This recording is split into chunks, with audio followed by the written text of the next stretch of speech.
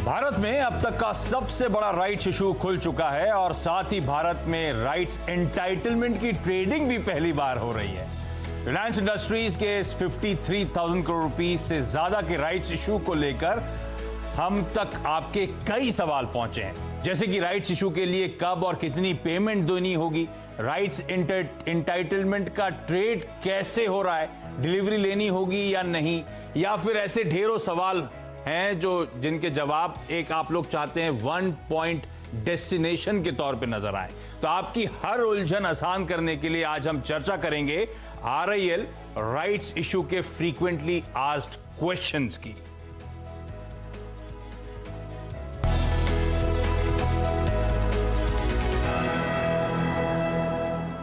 हाँ, तो FAQs यानी कि तमाम जो उलझने हैं आपकी फ्रीक्वेंटली आस्क्ड क्वेश्चंस रहे हैं इस राइट्स इशू को लेकर, उन्हीं क्वेश्चंस को सुलझाने की कोशिश होगी अगले आधे घंटे में। मदद करने के लिए होंगे KR चौकसी सिक्योरिटीज के देवेंद्र चौकसी और साथ साथ ट्रैकॉम स्टॉक ब्रोकर्स के पार्थिव शाह। आप दोनों का स्वागत है। तो ढेरों सवाल हैं आप सबके जहन में, एप्लीकेशन, पेमेंट मैकेनिज्म वगैरह से रिलेटेड, उन सब पे हम टच अपॉन करेंगे। लेकिन सबसे पहले इस राइट्स इशू की कुछ बेसिक डिटेल्स आप लोग के साथ शेयर कर दूं। 20 मई को खुला था और ये जो मेगा राइट्स इशू है जून 3 को, ध्यान रखें, बंद होने जा रहा है। और इसमें हर 15 शेयर्स जो आपके पास रिकॉर्ड डेट पर थे उसके बदले आपको एक राइट्स एंटाइटलमेंट मिल रहा है, एक राइट शेयर मिलेगा जिसकी कीमत तय करी गई है। डॉक्टर साहब वो ग्राफिक स्क्रीन पर लेकर आइएगा, 1257 रुपीज की। अब इसका पेमेंट शेड्यूल भी आप लोग की स्क्रीन पर आएगा। एक मुश्त ये पैसा हम लोग को नहीं देना है। जब हम एप्लीकेशन मनी देंगे तब हमें सिर्फ 25% पैसा देना है, जो कि जून 3 तारीख तक देना है, 314 रुपए 25 पैसे।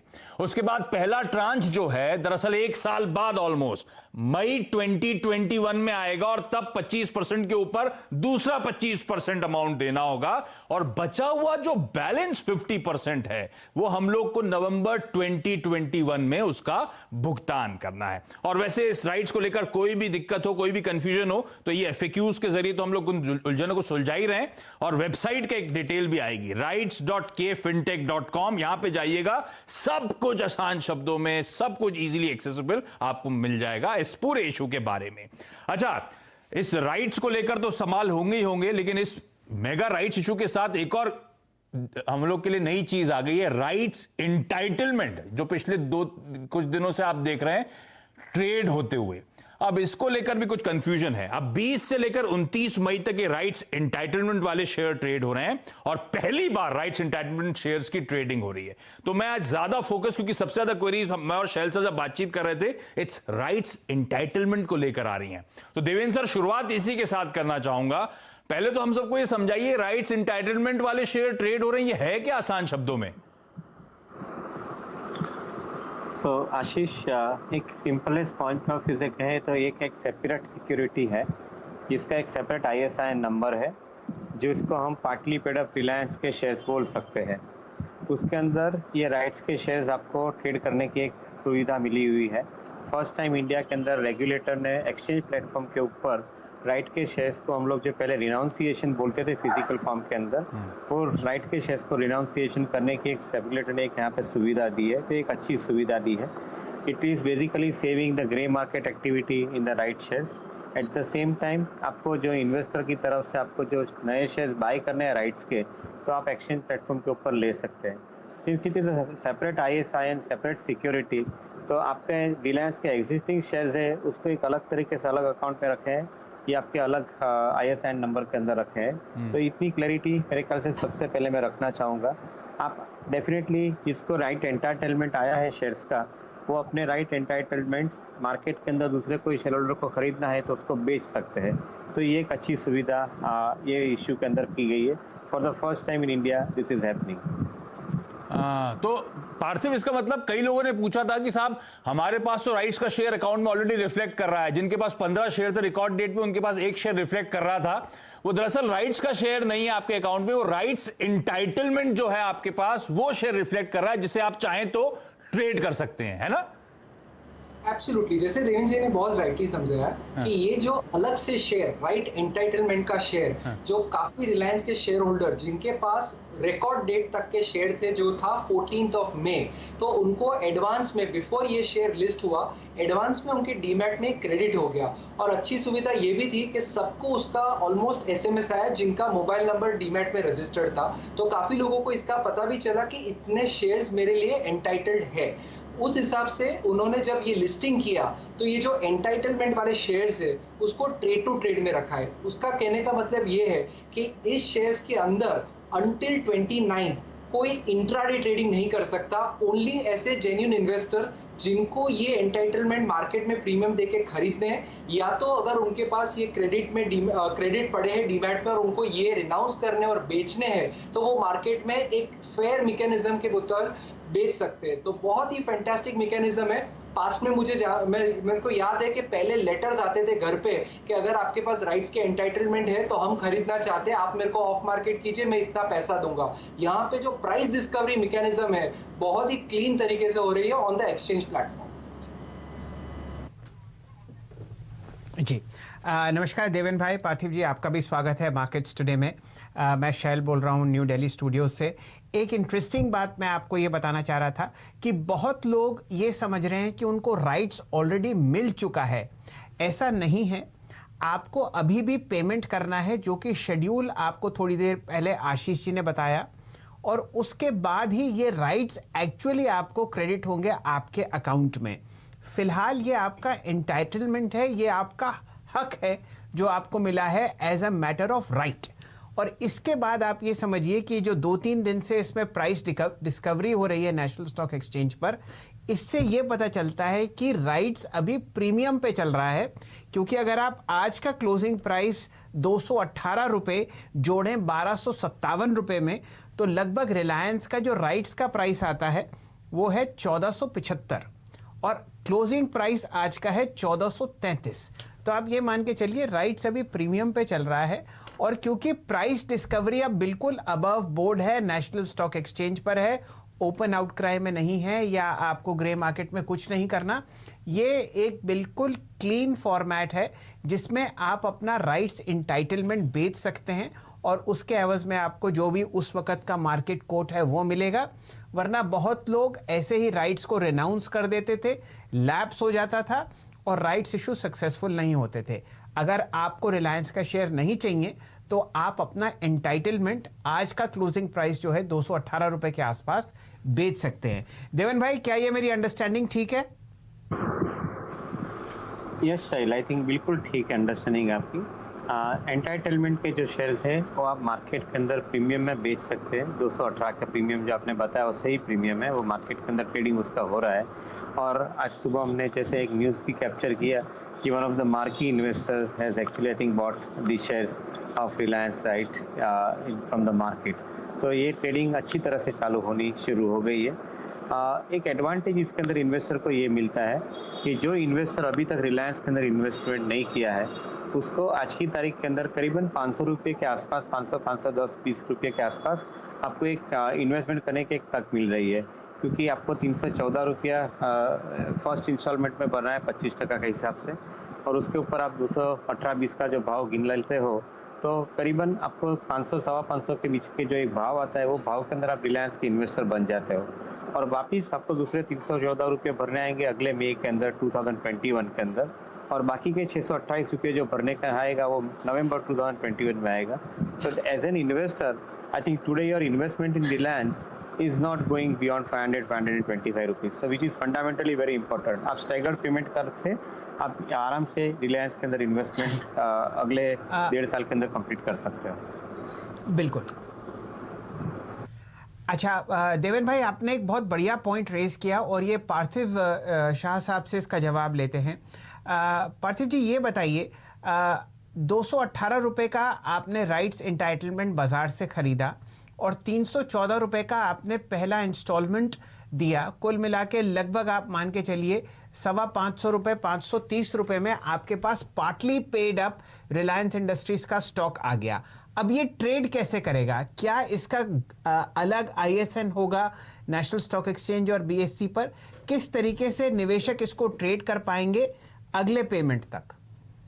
एब्सोल्युटली, जैसे अभी तक हमने जो बात की है वो राइट्स एंटाइटलमेंट के शेयर की बात की है, जो 218 रुपए पे आज क्लोजिंग आया है। उसका एक अलग ISIN है और इन्वेस्टर्स को यही बताना चाह रहा हूँ कि ये जो शेयर है जिसका अलग ISIN है वो 29 तारीख के बाद मार्केट में ट्रेड नहीं करेगा। सो ये कंफ्यूजन मत कीजिए कि ये एक पार्टली पेड अप शेयर है, ये सिर्फ राइट एंटाइटलमेंट वाला प्रीमियम वाला शेयर है। तो 29 के बाद ये शेयर ट्रेड नहीं होगा। उसके बाद करीबन 11 या 12 जून को राइट्स के जो शेयर्स है पार्टली पेड अप फॉर्म में वो अलग ISIN के मुताबिक ट्रेड होंगे मार्केट्स में, जिसका प्रीमियम वेरी होगा based upon the underline which is Reliance के शेयर।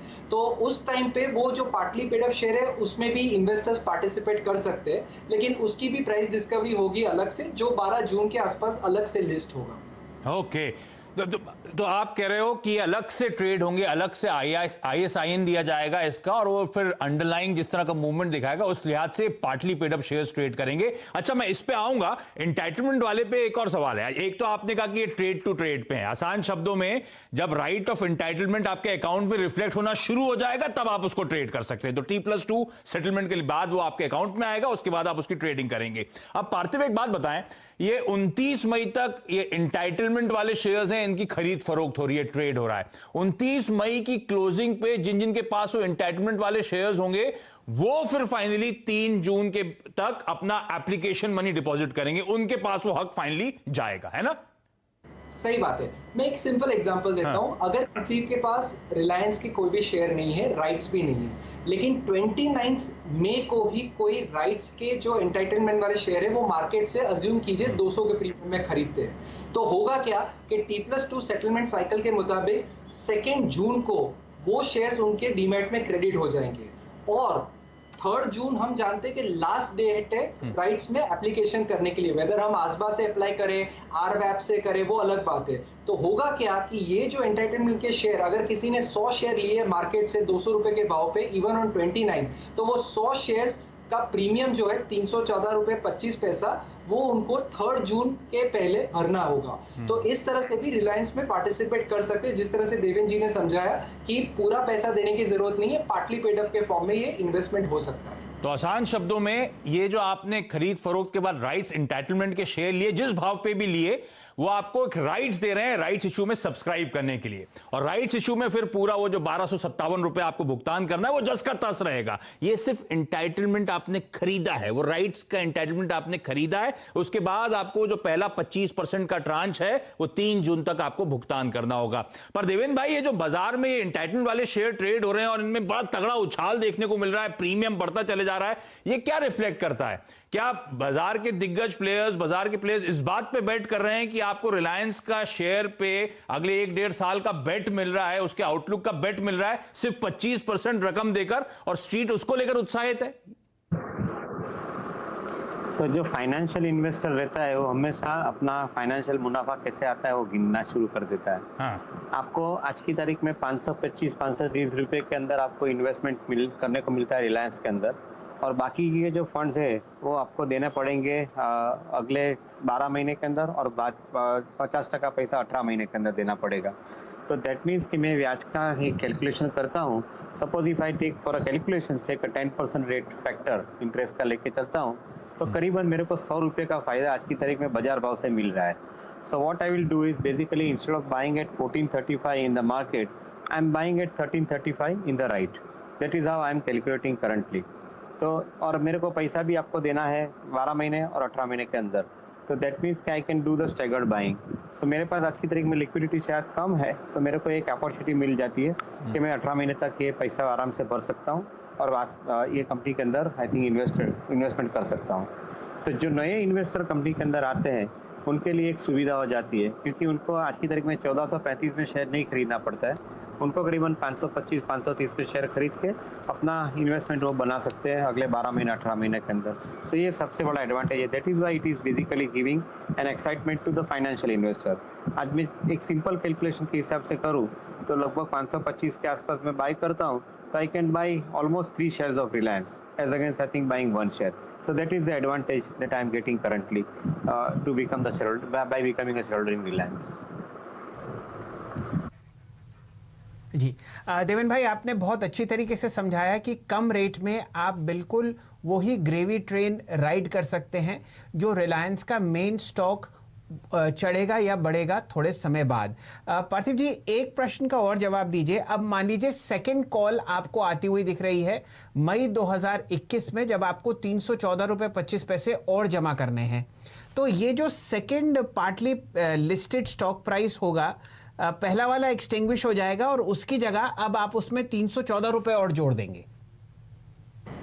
करेक्ट। सो बेसिकली जब दूसरा कॉल ऑप्शन आएगा तो उस टाइम पे ये होगा कि इन्वेस्टर्स को एक डेडलाइन मिलेगी कि ये जो बाकी का जो ट्रेंच का जो पैसा है वो उनको पे करना रहेगा, और उसके बाद जो मार्केट में जो पार्टली पेड अप जो शेयर है वो सेकेंड ट्रेंच के पेमेंट के बाद का रिफ्लेक्शन करेगा अलॉन्ग विद दी अंडरलाइन जो ऑलरेडी रिलायंस का प्राइस उस समय जो चल रहा हो। एक चीज समझने की बात ये है कि अज्यूम कीजिए कि जब अगर सेकेंड ट्रेंच की बारी आती है और तब अगर रिलायंस का कोई हिसाब से अगर रीरेट हो जाता है और शेयर का जो अंडरलाइन प्राइस है आज जो 1450 के आसपास चल रहा है, अगर वो 1600 चल रहा होगा तो पार्टली पेड अप की भी वैल्यू काफी उस हिसाब से बढ़ जाएगी। तो काफी इन्वेस्टर्स ऐसा ना सोचे कि मैं जब सेकेंड ट्रेंच आएगा तब मैं पार्टली पेड अप में ट्राई करूंगा, क्योंकि तब तक अगर कोई कॉर्पोरेट एक्शन होता है या फंडामेंटल्स और इंप्रूव होते हैं तो उसका प्रीमियम भी बढ़ जाएगा। और कॉन्ट्रा भी हो सकता है कि उस टाइम तक अगर कोई रिबेट करना चाहे, अगर रिलायंस का डी वैल्यू होता है in terms of the share price, तो उस टाइम में थोड़े डिस्काउंट पे भी मिल सकते हैं। तो ये पूरी गेम है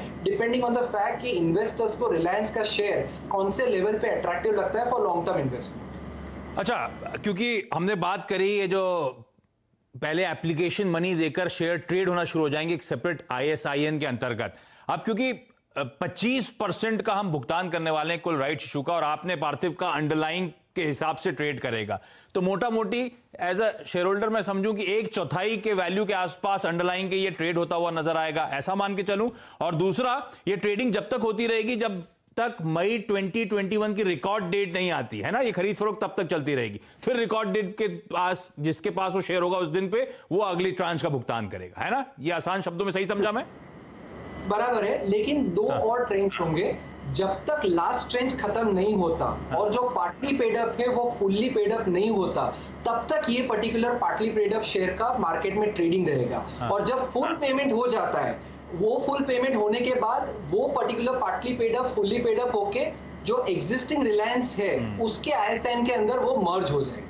ठीक बात।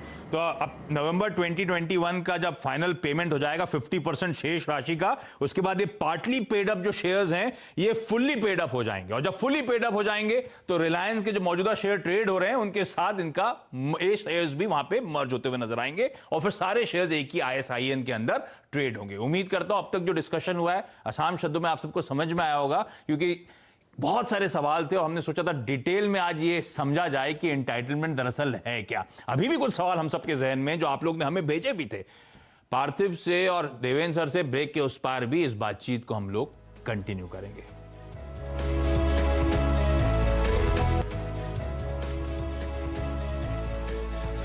नमस्कार, मार्केट्स टुडे में आपका स्वागत है। चर्चा हो रही है रिलायंस के राइट्स इंटाइटलमेंट पर और आपको उसके साथ साथ किस तरीके से फ़ायदा उठाना है। हमारे साथ देवेन चोकसी साहब जुड़े हुए हैं, जाने माने ब्रोकर हैं।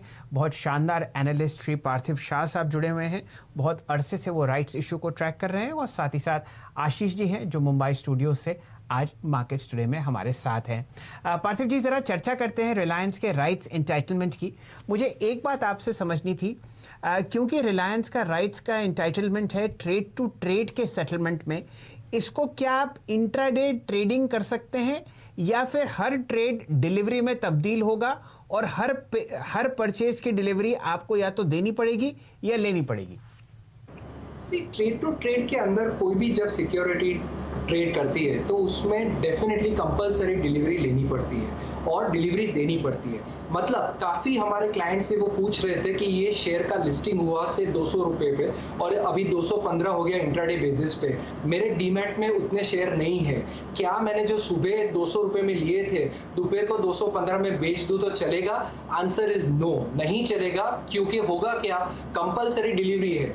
डीमैट के अकाउंट के अंदर उतने शेयर्स की क्रेडिट नहीं है, तो होगा क्या, ऑक्शन होगा, और ऑक्शन में जो प्रीमियम देना रहेगा बहुत ही महंगा पड़ेगा, और जो 15 रुपए इंट्राडे कमाए थे वो तो चले जाएंगे, घर से पैसे जुड़ने पड़ेंगे। सो कंपलसरी इसमें इंट्राडे ना करें। अभी 29 तक भी ये ट्रेड होगा, इसमें कंपलसरी डिलीवरी है। भूल से भी इसमें अगर सेलिंग होगी और आपके डीमैट में अगर शेयर नहीं होंगे तो ये कंपलसरी डिलीवरी में तब्दील होगा और उसका ऑक्शन होगा।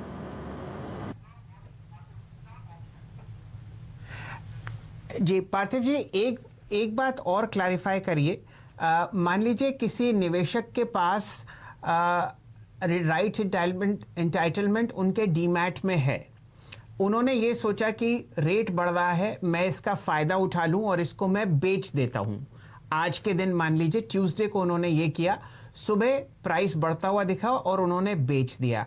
अब उनको कंपलसरी डीमैट में वो डिलीवरी पहुंचानी है वापस, लेकिन दोपहर होते होते ये प्राइस गिर गया और उन्होंने दोबारा वापस खरीद लिया, तो क्या उस दौरान उनको डिलीवरी अपने डीमैट से नहीं देनी पड़ेगी? क्या ये स्क्वायर ऑफ हो जाएगा या दोनों ट्रांजैक्शंस ऑनर करने पड़ेंगे?